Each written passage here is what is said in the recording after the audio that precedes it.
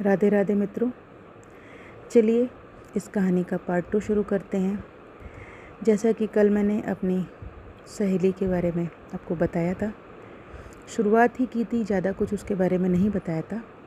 पर हाँ, चलिए बचपन से जुड़ी अब तक का उसका सफ़र कैसा रहा, धीरे धीरे हर एक अध्याय में हम डिस्कस करेंगे। मैं आपको बताऊंगी।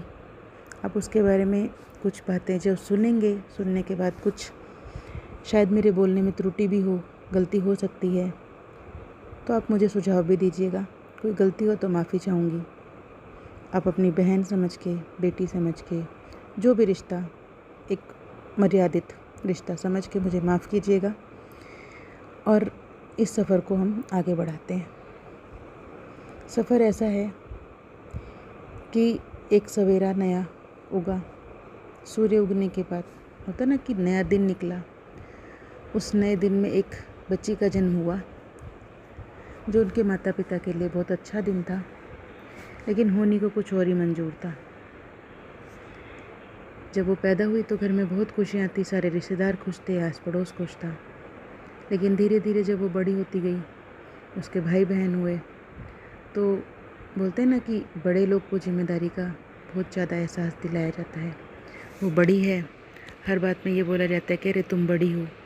उसने सेक्रीफाइस बहुत किए, सेक्रीफाइस इतने किए कि शायद अगर आप उसकी धीरे धीरे कहानी सुनेंगे ना, तो आप सुनते सुनते रो पड़ेंगे। सोचिए, मैंने तो महसूस किया है, मैंने तो खुद देखा है, तो मेरे पे क्या बीतती होगी उसकी कहानी को देखकर, उसके जीवन के सफ़र को देखकर। लेकिन हाँ, आपके साथ शेयर इसलिए कर रही हूँ, काफ़ी टाइम से मेरे साथ, मतलब मैंने सोचा कि मैं कुछ शेयर करूं वीडियोस, लेकिन हिम्मत नहीं जुटा पाई। शायद मेरे अंदर बोलने की क्षमता नहीं थी, या शायद भगवान को मंजूर नहीं था। या ऐसा भी कहिए कि समय जिसका जब आना होता है वो उसी टाइम काम होता है। तो मैंने अब सोचा चलो उसकी परमिशन ली, तो उसने परमिशन के बाद मैंने सोचा चलो स्टार्ट करते हैं।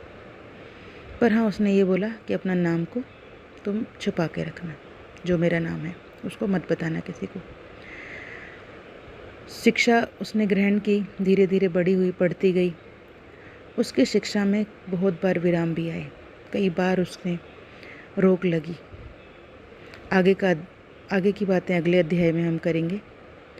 बाकी नेक्स्ट एपिसोड के लिए बने रहिए। धन्यवाद।